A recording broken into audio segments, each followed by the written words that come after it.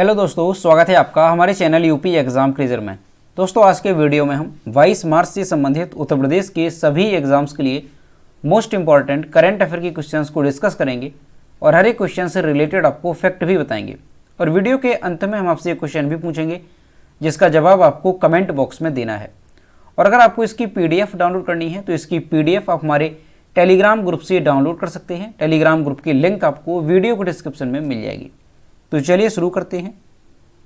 आज का सेशन शुरू करने से पहले हम कल के क्वेश्चंस का रिवीजन करेंगे। कल का पहला क्वेश्चन है, बैडमिंटन गर्ल आदित्य यादव महज 12 वर्ष की उम्र में ब्राजील में मूक बधिर वर्ग में ओलंपिक में भाग लेंगी, वह किस शहर से संबंधित हैं? तो ये जो है गोरखपुर से संबंधित हैं। अगला क्वेश्चन है, हाल ही में काशी विश्वनाथ मंदिर में कितने किलो सोने से गर्भगृह की दीवारों को मढ़ा गया? तो अभी जो है काशी विश्वनाथ मंदिर में 37 किलो सोने से जो दीवारें हैं मंदिर की वो मढ़ी गई हैं। और दोस्तों उत्तर प्रदेश करंट अफेयर की लास्ट 1 ईयर की अगर आपको PDF डाउनलोड करनी है तो इसकी लिंक आपको वीडियो के डिस्क्रिप्शन में मिल जाएगी। वहां से आप इस PDF को डाउनलोड कर सकते हैं। इस PDF में हमने जनवरी से लेकर के दिसंबर 2021 तक के उत्तर प्रदेश करंट अफेयर के सभी इंपॉर्टेंट क्वेश्चंस को विस्तार पूर्वक बताया है। और दोस्तों इसके साथ ही अगर आपको monthly Uttar Pradesh current affair की PDF डाउनलोड करनी है, जैसे जनवरी मंथ या फिर फरवरी मंथ 2022 की PDF डाउनलोड करनी है, तो इसकी लिंक भी आपको वीडियो के डिस्क्रिप्शन में मिल जाएगी। तो वहां से आप ये दोनों PDF डाउनलोड कर सकते हैं। और दोस्तों PDF डाउनलोड करने में अगर कोई भी प्रॉब्लम होती है तो साइट पर आपको WhatsApp नंबर और ईमेल मिल जाएगा जिस पर आप कॉन्टैक्ट कर सकते हैं। अगला क्वेश्चन है, भारत का पहला आर्टिफिशियल इंटेलिजेंस और रोबोटिक्स टेक्नोलॉजी पार्क कहाँ पर लॉन्च किया गया? तो ये लॉन्च किया गया है कर्नाटक के बेंगलुरु में। अगला क्वेश्चन है, मार्च 2022 में एशिया के सबसे अमीर व्यक्ति कौन बने? तो एशिया के सबसे अमीर व्यक्ति बन गए हैं मुकेश अंबानी, यानी ऑप्शन नंबर डी यहाँ पे करेक्ट है। और दुनिया के सबसे अमीर व्यक्ति कौन बने? तो वो बने हैं एलोन मस्क। अगला क्वेश्चन है, रूस देश ने इंस्टाग्राम की जगह पर किस सोशल नेटवर्किंग साइट को लॉन्च किया? तो अभी जो है रूस ने इंस्टाग्राम पर बैन लगाया और इसके बाद जो रूस में इंस्टाग्राम की जगह पर सोशल नेटवर्किंग साइट लॉन्च की गई है वो है रॉसग्राम। नाम ध्यान रखना है, रॉसग्राम को इंस्टाग्राम की जगह पर लॉन्च किया गया। अगला क्वेश्चन है, किसे यूके चिल्ड्रन बुक अवार्ड से सम्मानित किया गया? इसका जो करेक्ट आंसर है वो है ऑप्शन नंबर ए, मनजीत मान को। अगला क्वेश्चन है, IFR एशिया अवार्ड्स 2021 में किस बैंक ने Asian bank of the year award जीता? तो ये जीता है एक्सिस बैंक ने। अगला क्वेश्चन है, हाल ही में किस राज्य सरकार ने भूमि अभिलेखों तक आसान पहुंच सुनिश्चित करने के लिए दिशांक ऐप विकसित किया है? तो अभी जो है दिशांक ऐप किस राज्य सरकार ने विकसित किया है? तो ये किया है कर्नाटक सरकार ने, यानी ऑप्शन नंबर डी यहाँ पे करेक्ट होगा। अगला क्वेश्चन है, विश्व गौरैया दिवस कब मनाया जाता है? तो विश्व गौरैया दिवस जो है ये हर साल 20 मार्च को मनाया जाता है। तो दोस्तों ये थे कल के क्वेश्चंस जिसका हमने रिवीजन किया। अब हम शुरू करते हैं आज का सेशन। आज का पहला क्वेश्चन है, हाल ही में मुख्यमंत्री योगी आदित्यनाथ ने कहां से पल्स पोलियो अभियान का शुभारंभ किया? तो अभी जो है मुख्यमंत्री योगी आदित्यनाथ ने गोरखपुर से पल्स पोलियो अभियान का शुभारंभ किया है। 20 मार्च 2022 को उत्तर प्रदेश के मुख्यमंत्री योगी आदित्यनाथ ने प्रदेश में 5 वर्ष तक की उम्र के बच्चों को पोलियो से बचाने के लिए गोरखपुर से पल्स पोलियो अभियान का शुभारंभ किया। अब दोस्तों ये जो अभियान है इसके तहत क्या होगा? तो 1 हफ्ते तक ये अभियान चलेगा और इसके तहत 5 साल तक की उम्र के 3,80,00,000 बच्चों को पल्स पोलियो ड्रॉप पिलाई जाएगी। और इसके लिए जो है 1,10,000 बूथ बनाए गए हैं और साथ ही 76,000 सचल टीमें भी गठित की गई हैं इस अभियान के लिए। और दोस्तों जो उत्तर प्रदेश है ये वैश्विक महामारी कोरोना के प्रबंधन में पूरे देश में अग्रणी है और इसके लिए जो है प्रदेश में एक फॉर्मूला अपनाया गया था। कौन सा? 4T नाम से, यानी 4T नाम से एक फॉर्मूला अपनाया गया था। इसका फुल फॉर्म था ट्रेस, टेस्ट, ट्रीट और टीकाकरण। तो यहाँ से आपको ये भी ध्यान रखना है, अगर पूछ लिया जाए कि 4T फॉर्मूला जो है ये किस राज्य में अपनाया गया था तो ये उत्तर प्रदेश से संबंधित हो जाएगा। तो अभी जो है उत्तर प्रदेश के मुख्यमंत्री योगी आदित्यनाथ ने प्रदेश में बच्चों को पोलियो से बचाने के लिए पल्स पोलियो अभियान शुरू किया और इसका जो शुभारंभ है वो गोरखपुर से किया है। अब दोस्तों गोरखपुर की यहाँ पर बात है तो गोरखपुर के बारे में जानते हैं। तो सबसे पहले यहाँ पर मैप में देखेंगे कि गोरखपुर कहाँ पर है। तो ये है उत्तर प्रदेश का मैप और यहाँ पर ये है गोरखपुर। यहाँ पर आप देखेंगे ये है गोरखपुर। जो गोरखपुर है ये उत्तर प्रदेश के किन किन जिलों की सीमा को टच करता है? तो यहाँ पर आप देखेंगे महाराजगंज है, इसके अलावा कुशीनगर, देवरिया, मऊ, आजमगढ़ और इसके साथ ही अंबेडकर नगर और यहाँ पर संत कबीर नगर। तो ये वो डिस्ट्रिक्ट हैं जिनकी सीमा को गोरखपुर टच करता है। अब दोस्तों गोरखपुर से संबंधित और भी क्वेश्चन है जो कि आपको ध्यान रखने हैं, जो कि एग्जाम में पूछे भी जाते हैं। तो सबसे पहला तो गोरखपुर का वन डिस्ट्रिक्ट वन प्रोडक्ट क्या है? तो टेराकोटा। ध्यान रखना है, टेराकोटा ये गोरखपुर का वन डिस्ट्रिक्ट वन प्रोडक्ट है। इसके अलावा गोरखपुर में कैसी मिट्टी है? तो दोमट मिट्टी पाई जाती है। नदियां कौन कौन सी हैं? तो राप्ती और रोहिणी नदी और नहरें हैं गोरखपुर की। गोरखपुर में कौन सा मेला लगता है? तो खिचड़ी मेला, ये गोरखपुर से संबंधित है। इसके अलावा अगर पूछा जाए कि उत्तर प्रदेश में सर्वाधिक गेहूं उत्पादक जिला कौन सा है? तो ये गोरखपुर हो जाएगा। इसके अलावा उत्तर प्रदेश में सर्वाधिक वर्षा होने वाला जिला कौन सा है? तो भी गोरखपुर है। इसके अलावा उत्तर प्रदेश में पवन ऊर्जा केंद्र गोरखपुर में स्थित है। इसके साथ ही ध्यान रखना है कि उत्तर प्रदेश का 6वां एलोपैथिक मेडिकल कॉलेज ये कहां पर है? तो ये भी गोरखपुर में स्थित है। इसके अलावा ध्यान रखना है कि गोरखपुर का जो एक प्रमुख घटना है, कौन सी? चौरी चौरा घटना, ये कब हुई थी? तो ये 4 फरवरी 1922 को हुई थी। ध्यान रखना है, अगर आपसे पूछा जाए कि चौरी चौरा जो घटना है ये कहां पर हुई थी? तो ये गोरखपुर में हुई थी। कब हुई थी? तो 4 फरवरी 1922 को ये घटना हुई थी। और दोस्तों अभी जो है चौरी चौरा कांड का नाम बदला गया और इसका नाम क्या हो गया है? तो चौरी चौरा जनाक्रोश इसका नाम कर दिया गया है। तो ये चीज आपको ध्यान रखनी है। और इसके अलावा दुनिया का सबसे ऊंचा खाद कारखाने का प्रिलिंग टावर जो है अभी कहां पर बनाया गया? तो ये भी गोरखपुर में बनाया गया। तो ये सारे क्वेश्चन आपको गोरखपुर से रिलेटेड अच्छे से ध्यान रखने हैं। अगला क्वेश्चन है, Delhi Meerut rapid rail corridor के लिए किस फैक्ट्री से डिब्बों की डिलीवरी की जाएगी? इसका जो करेक्ट आंसर है वो है ऑप्शन नंबर बी, सावली मैन्युफैक्चरिंग फैक्ट्री से। Delhi Meerut rapid rail corridor के लिए कोचों को राष्ट्रीय राजधानी क्षेत्रीय परिवहन निगम यानी NCRTC द्वारा लॉन्च किया गया था। पहले regional rapid transit system corridor के लिए सावली मैन्युफैक्चरिंग फैक्ट्री से कुल 210 कारों की डिलीवरी की जाएगी, यानी कोचों की डिलीवरी यहां पर की जाएगी। ये चीज आपको ध्यान रखना है। तो दोस्तों यहां पर अच्छे से ध्यान रखना है कि Delhi Meerut rapid rail corridor के लिए जो है जो पहले 210 कोच हैं इसकी डिलीवरी की जाएगी। और किस फैक्ट्री में इनका निर्माण किया जाएगा? तो ये किया जाएगा सावली मैन्युफैक्चरिंग फैक्ट्री से।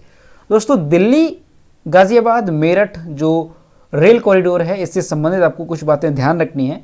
दोस्तों ये अपनी तरह की पहली प्रणाली है RRTS, जिसमें 180 किलोमीटर प्रति घंटे की रफ्तार से चलने वाली ट्रेनें 5 से 10 मिनट में चलेंगी और दिल्ली से मेरठ की जो दूरी है उसे 55 मिनट में कवर करेंगी। ठीक है, ध्यान रखना है। ये जो Delhi Meerut regional rapid transit system है इसका फुल फॉर्म है RRTS का। तो ये देश में पहला ऐसी प्रणाली है जो कि 180 किलोमीटर प्रति घंटे की रफ्तार से यहाँ पर ट्रेनें चलेंगी। इसके साथ ही आपको ध्यान रखना है कि पूरे अगर कॉरिडोर की बात की जाए कि ये कितने किलोमीटर लंबा होगा, तो 82 किलोमीटर ये लंबा होगा। ठीक है, ध्यान रखना है 82 किलोमीटर ये लंबा होगा जो कि दिल्ली गाजियाबाद और मेरठ को जोड़ेगा। इसमें 25 स्टेशन होंगे। तो ये चीज आपको ध्यान रखनी है, अगर स्टेशन पूछा जाए तो 25 स्टेशन इसमें होंगे। अगला क्वेश्चन है, IIT कानपुर किस देश के साथ मिलकर के बायोमेडिकल पर रिसर्च करेगा? इसका जो करेक्ट आंसर है वो है ऑप्शन नंबर सी, डेनमार्क के साथ मिलकर के। IIT कानपुर के वैज्ञानिक बायोमेडिकल पर शोध करेंगे जिससे मेडिकल उपकरण और दवाओं के नकारात्मक प्रभाव को रोका जा सकेगा। इस शोध में जो IIT कानपुर है वो डेनमार्क के वैज्ञानिकों की मदद लेगा। IIT के निदेशक ने डेनमार्क की टीम के साथ शोध को लेकर के चर्चा की। हालांकि संस्थान के वैज्ञानिक पहले से ही बायोमेडिकल क्षेत्र में शोध कर रहे हैं। तो दोस्तों अगर आपसे पूछा जाए कि IIT कानपुर के वैज्ञानिक जो है वो किस देश के वैज्ञानिकों की सहायता से बायोमेडिकल पर शोध करेंगे जिससे मेडिकल उपकरण और दवाओं के नकारात्मक प्रभाव को रोका जा सके, तो ध्यान रखना है डेनमार्क के वैज्ञानिकों के साथ। दोस्तों डेनमार्क से संबंधित ध्यान रखना है कि डेनमार्क की राजधानी क्या है? तो कोपेनहेगन डेनमार्क की राजधानी है। डेनमार्क के प्राइम मिनिस्टर कौन है? तो मैट्टी फ्रेडरिक्सन ये प्राइम मिनिस्टर हैं डेनमार्क के। इसके अलावा डेनमार्क की मुद्रा क्या है? तो डेनिश क्रोन डेनमार्क की करेंसी है। अगला क्वेश्चन है, हाल ही में किस महिला खिलाड़ी ने महिला विश्व कप में सर्वाधिक एक पारी में 50 से ज्यादा रन बनाने के रिकॉर्ड की बराबरी की? इसका जो करेक्ट आंसर है वो है ऑप्शन नंबर बी, मिताली राज। और यहां पर आप देख सकते हैं यह भारत की स्टार महिला क्रिकेटर मिताली राज। मिताली राज ने 19 मार्च 2022 को ऑकलैंड में चल रहे आईसीसी महिला क्रिकेट विश्व कप में ऑस्ट्रेलिया के खिलाफ मैच में अर्धशतक बनाकर के इतिहास रच दिया। साथ ही उन्होंने न्यूजीलैंड की पूर्व खिलाड़ी डेवी हॉकले के महिला विश्व कप में एक पारी में 50 या उससे अधिक रन बनाने के रिकॉर्ड की बराबरी कर ली है। और अब जो है दोनों खिलाड़ी कौन कौन से, मिताली राज और न्यूजीलैंड की जो खिलाड़ी हैं डेवी हॉकले, इनके नाम पर एक पारी में 12 बार 50 से ज्यादा रन बनाने का रिकॉर्ड दर्ज हो गया। तो दोस्तों अच्छे से ध्यान रखना है, इनका नाम काफी इंपॉर्टेंट है, इनके नाम पर कई सारे रिकॉर्ड हैं, तो ये मोस्ट इंपॉर्टेंट है। यहां से आने वाले एग्जाम में क्वेश्चन जरूर पूछा जाएगा। तो जितने भी रिकॉर्ड हैं सभी आपको ध्यान रखनी है। कौन कौन से रिकॉर्ड हैं एक बार हम रिवाइज करेंगे। तो सबसे पहले तो आपको ध्यान रखना है कि एक पारी में 12 बार 50 से ज्यादा रन बनाने का रिकॉर्ड हो गया है मिताली राज और न्यूजीलैंड की पूर्व खिलाड़ी डेवी हॉकले के नाम पर। और कौन सी रिकॉर्ड ध्यान रखनी है मिताली राज से संबंधित? तो दोस्तों मिताली राज ये क्रिकेट मैच में, टेस्ट क्रिकेट मैच में दोहरा शतक बनाने वाली पहली महिला खिलाड़ी हैं। इसके अलावा ध्यान रखना है कि अंतर्राष्ट्रीय 2020 में 2000 रन बनाने वाली ये पहली भारतीय बल्लेबाज है। यहां पर ये मोस्ट इंपॉर्टेंट है कि अगर पूछा जाए कि अंतर्राष्ट्रीय 2020 में 2000 रन बनाने वाली पहली खिलाड़ी कौन है, तो ये है मिताली राज।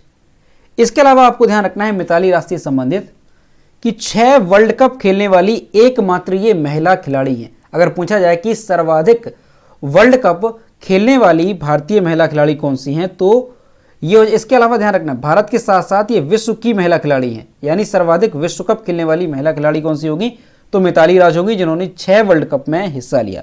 इसके साथ ही 200 वनडे मैच खेलने वाली पहली महिला खिलाड़ी कौन सी है, तो भी आपका आंसर हो जाएगा मिताली राज। इसके अलावा आपको ध्यान रखना है मिताली राज से संबंधित कौन सा रिकॉर्ड है, तो दोस्तों इनके नाम पर एक और रिकॉर्ड है। और वो रिकॉर्ड क्या है, तो वो है एक दिवसीय अंतर्राष्ट्रीय मैच में 7000 रन का आंकड़ा पार करने वाली एकमात्र महिला क्रिकेटर।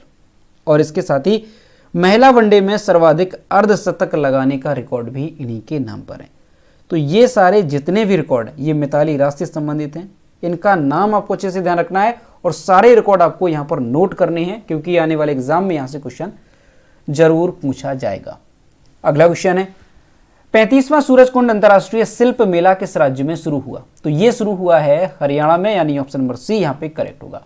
हरियाणा के राज्यपाल बंडारू दत्तात्रेय और हरियाणा के मुख्यमंत्री मनोहर लाल खट्टर ने हरियाणा के फरीदाबाद जिले के सूरजकुंड में विश्व प्रसिद्ध सूरजकुंड अंतर्राष्ट्रीय शिल्प मेले के 35वें संस्करण का औपचारिक उद्घाटन किया। 2022 में जो जम्मू कश्मीर है और इसके अलावा उज्बेकिस्तान ये थीम स्टेट भागीदार राष्ट्र हैं। मेला हस्तशिल्प, हथकरघा और भारत की सांस्कृतिक विरासत की समृद्धि और विविधता को प्रदर्शित करेगा। ये जो मेला होगा सूरजकुंड मेला, इसमें 30 से अधिक देश भाग लेंगे। तो दोस्तों ध्यान रखना है ये काफी जो है विश्व प्रसिद्ध मेला है सूरजकुंड अंतर्राष्ट्रीय शिल्प मेला। इसका अभी जो है उद्घाटन किया गया है, ये 35वां संस्करण है, ये भी ध्यान रखना है। और उद्घाटन कहां पर किया गया, तो हरियाणा के फरीदाबाद जिले में इसका उद्घाटन किया गया। अब दोस्तों यहां पर हरियाणा की बात है, तो ये है मैप में हरियाणा, ये यहां पर मैप में हरियाणा है। हरियाणा भारत के किन किन राज्यों की सीमा को टच करता है, तो यहां पर आप देखेंगे राजस्थान है, उत्तर प्रदेश है, इसके अलावा पंजाब है और इसके साथ ही हिमाचल प्रदेश है और यहां पर आप देखेंगे दिल्ली है। तो ये राज्य और केंद्र शासित प्रदेश है जो कि हरियाणा की सीमा को टच करते हैं। दोस्तों हरियाणा की कैपिटल क्या है, तो चंडीगढ़। हरियाणा के चीफ मिनिस्टर कौन है, तो मनोहर लाल खट्टर। और हरियाणा के गवर्नर कौन है, तो बंडारू दत्तात्रेय हरियाणा के गवर्नर हैं। और हरियाणा में लोकसभा सीटों की संख्या कितनी है, तो 10 यहां पर लोकसभा सीटों की संख्या है और 5 यहां पर राज्यसभा सीटों की संख्या है। और दोस्तों हरियाणा से संबंधित और भी आपको चीजें ध्यान रखना है कि जो हरियाणा राज्य है, यहां पर राष्ट्रीय उद्यान कौन कौन से हैं, तो कालेश्वर राष्ट्रीय उद्यान, इसके अलावा सुल्तानपुर राष्ट्रीय उद्यान, ये प्रमुख राष्ट्रीय उद्यान है हरियाणा के। और इसके अलावा ध्यान रखना है कि भारत का पहला विश्व शांति केंद्र ये कहां पर स्थापित किया गया, तो हरियाणा के गुरुग्राम में ये स्थापित किया गया है। इसके अलावा भारत का पहला ग्रेन एटीएम यानी अनाज का जो एटीएम है वो कहां पर स्थापित किया गया, तो वो भी हरियाणा में स्थापित किया गया। और अभी जो है एक योजना शुरू की गई है मातृ शक्ति उद्यमिता योजना, ये भी कहां से संबंधित है, तो ये भी हरियाणा से संबंधित है। अगला क्वेश्चन है, हाल ही में एन बीरेन सिंह को किस राज्य के मुख्यमंत्री के रूप में शपथ ग्रहण की? इसका जो करेक्ट आंसर है वो है ऑप्शन नंबर डी, मणिपुर के। और यहां पर आप इमेज में देख सकते हैं, ये हैं मणिपुर के नए मुख्यमंत्री एन बीरेन सिंह। एन बीरेन सिंह ने 21 मार्च 2022 को मणिपुर के मुख्यमंत्री पद की शपथ ली। उन्हें राज्यपाल एल गणेशन ने शपथ दिलाई। मणिपुर में हाल ही में हुए विधानसभा चुनाव में भाजपा ने 60 सदस्यीय सदन में 32 सीट जीतकर सत्ता में वापसी की है। एन बीरेन सिंह का जन्म कब हुआ, तो 1 जनवरी 1961 को मणिपुर की राजधानी इम्फाल में इनका जन्म हुआ है। तो दोस्तों ध्यान रखना है कि मणिपुर के मुख्यमंत्री कौन बने हैं, तो एन बीरेन सिंह ये मणिपुर के मुख्यमंत्री बने हैं और 21 मार्च 2022 को इन्होंने शपथ ग्रहण की है। अगला क्वेश्चन है, हाल ही में किस मंत्रालय द्वारा डीप ओशन मिशन लॉन्च किया गया? इसका जो करेक्ट आंसर है वो है ऑप्शन नंबर सी, पृथ्वी विज्ञान मंत्रालय से। हाल ही में पृथ्वी विज्ञान मंत्रालय द्वारा डीप ओशन मिशन लॉन्च किया गया। डीप ओशन मिशन भारत सरकार की ब्लू इकोनॉमी पहल का समर्थन करने हेतु एक मिशन मोड प्रोजेक्ट है। इससे पहले पृथ्वी विज्ञान मंत्रालय ने ब्लू इकोनॉमी पॉलिसी का मसौदा भी तैयार किया गया था। तो यहां से दोस्तों ध्यान रखना है कि अगर पूछा जाए कि डीप ओशन मिशन जो है ये किस मंत्रालय ने लॉन्च किया है, तो आंसर होगा आपका पृथ्वी विज्ञान मंत्रालय। अगला क्वेश्चन है, हाल ही में किस देश द्वारा यूक्रेन के लिए 800 मिलियन अमेरिकी डॉलर की नई सैन्य सहायता की घोषणा की गई है? तो यह घोषणा की गई है अमेरिका की तरफ से, यानी ऑप्शन नंबर ए इसका करेक्ट होगा। हाल ही में अमेरिका द्वारा यूक्रेन के लिए 800 मिलियन अमेरिकी डॉलर की नई सैन्य सहायता की घोषणा की गई है। इसमें 800 अतिरिक्त stringer anti aircraft missile, 9000 anti tank हथियार, कॉमिकेज या आत्मघाती ड्रोन सहित 100 सामरिक ड्रोन शामिल हैं। कामिकेज मानव रहित विमान हैं जो हथियारों की श्रृंखला का हिस्सा है और रूस के खिलाफ लड़ाई में सहायता के लिए अमेरिकी द्वारा यूक्रेन भेजे जा रहे हैं। तो दोस्तों ध्यान रखना है कि जो अमेरिका देश है इसने यूक्रेन के लिए 800 मिलियन अमेरिकी डॉलर की नई सैन्य सहायता की घोषणा की है। और उसमें क्या क्या है, तो यहां पर आप देखेंगे ANT stringer anti aircraft missile है, इसके अलावा एंटी टैंक हथियार हैं, कॉमिकेज विमान है, इसके अलावा ड्रोन है। तो ये सारे जो हथियार हैं वो अमेरिका ने यूक्रेन को देने की घोषणा की है। दोस्तों अमेरिका से संबंधित ध्यान रखना है कि अमेरिका के राष्ट्रपति वर्तमान में कौन है, तो जो बाइडेन अमेरिका के राष्ट्रपति हैं। अमेरिका की कैपिटल क्या है, तो वॉशिंगटन डीसी। अमेरिका की करेंसी क्या है, तो अमेरिकी डॉलर। और दोस्तों यूक्रेन से संबंधित ध्यान रखना है कि यूक्रेन के राष्ट्रपति कौन है, तो वोलोदिमीर जेलेंस्की यूक्रेन के प्रेसिडेंट है। और रशिया के प्रेसिडेंट कौन है, तो ध्यान रखना है व्लादिमीर पुतिन रूस के प्रेसिडेंट है। अगला क्वेश्चन है, किस देश ने वर्ष 2021 में अपनी संचयी स्थापित क्षमता में रिकॉर्ड 10 गीगावाट सौर ऊर्जा की वृद्धि की? इसका जो करेक्ट आंसर है वो है ऑप्शन नंबर बी, भारत ने। भारत ने वर्ष 2021 में अपनी संचयी स्थापित क्षमता में रिकॉर्ड 10 गीगावाट सौर ऊर्जा की वृद्धि की है। यह वृद्धि 12 महीनों के दौरान उच्चतम क्षमता वृद्धि रही। इसके साथ ही सौर ऊर्जा के क्षेत्र में वर्ष दर वर्ष लगभग 200% की वृद्धि दर्ज की गई है। ऊर्जा क्षमता में वृद्धि के बाद भारत सौर ऊर्जा विस्तार के मामले में 5वें स्थान पर आ गया है और यह 709.68 गीगावाट की वैश्विक संचयी क्षमता में लगभग 6.5% का योगदान देता है। तो दोस्तों ध्यान रखना है कि अगर पूछा जाए कि ऊर्जा क्षमता में वृद्धि के बाद जो है भारत सौर ऊर्जा विस्तार के मामले में कौन से स्थान पर पहुंच गया, तो ये 5वें स्थान पर पहुंच गया है। अगला क्वेश्चन है, अंतर्राष्ट्रीय वन दिवस कब मनाया जाता है? इसका जो करेक्ट आंसर है वो है ऑप्शन नंबर सी, 21 मार्च को। अंतर्राष्ट्रीय वन दिवस जो है ये हर साल 21 मार्च को मनाया जाता है और दोस्तों इसे विश्व वानिकी दिवस के नाम से भी जाना जाता है। इस दिन का जो मुख्य उद्देश्य है वो सभी प्रकार के वनों के महत्व के बारे में जागरूकता बढ़ाना है। ये जो दिन है ये वनों के बाहर सभी प्रकार के वनों और पेड़ों के महत्व के बारे में जागरूकता बढ़ाने, वर्तमान और भविष्य की पीढ़ियों के लाभ के साथ साथ समुदायों के बीच मूल्यों के महत्व और पृथ्वी पर जीवन चक्र को संतुलित करने के लिए वनों के योगदान के बारे में जन जागरूकता बढ़ाने के लिए मनाया जाता है। दोस्तों 2022 का थीम क्या रही अंतर्राष्ट्रीय वन दिवस की, तो वन और सतत उत्पादन और खपत, ये 2022 की थीम रही।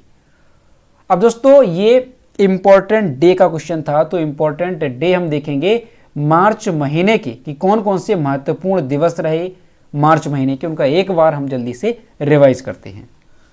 तो दोस्तों 1 मार्च को मनाया जाता है विश्व नागरिक सुरक्षा दिवस, इसके साथ ही शून्य भेदभाव दिवस। 2 मार्च को होता है सिविल लेखा दिवस।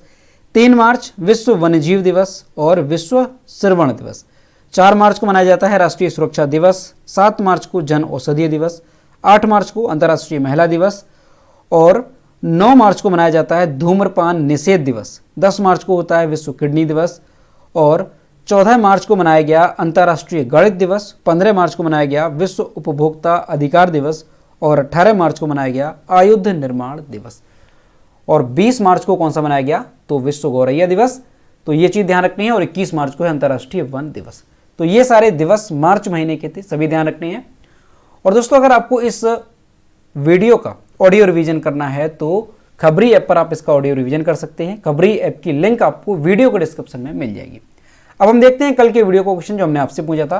तो यह है कल के वीडियो का क्वेश्चन, फिडे शतरंज ओलंपियाड 2022 की मेजबानी कौन सा देश करेगा। तो इसकी मेजबानी करेगा हमारा देश भारत, यानी ऑप्शन नंबर 20 का करेक्ट था। और लगभग सभी स्टूडेंट्स ने इसके सही जवाब किए। और मैं आपसे हर रोज कहता हूं कि सभी स्टूडेंट जो भी क्वेश्चन मैं आपसे पूछूं तो सभी लोग उसका आंसर जरूर किया करो। तो यह आज का क्वेश्चन, वर्ल्ड हैप्पीनेस इंडेक्स 2022 के अनुसार कौन सा देश शीर्ष स्थान पर रहा। ऑप्शन नंबर ए है जापान, बी है पाकिस्तान, सी है भारत और डी है फिनलैंड। तो इसमें जो भी करेक्ट आंसर है वो आपको कमेंट बॉक्स में बताना है। साथ ही आपको भारत की रैंक क्या रही और सबसे निचले पायदान पर कौन सा देश है वो भी कमेंट करके बताना है। तो दोस्तों अगर आपको आज का वीडियो पसंद आया हो तो वीडियो को लाइक करें, अपने दोस्तों के साथ शेयर करें और अगर अभी तक हमारे चैनल पर नए हैं तो चैनल को सब्सक्राइब करना ना भूलें। साथ ही बेल आइकन को भी प्रेस करें ताकि टाइम टू टाइम नोटिफिकेशन आप तक पहुंचता रहे। तो मिलते हैं नेक्स्ट वीडियो में। Thank you.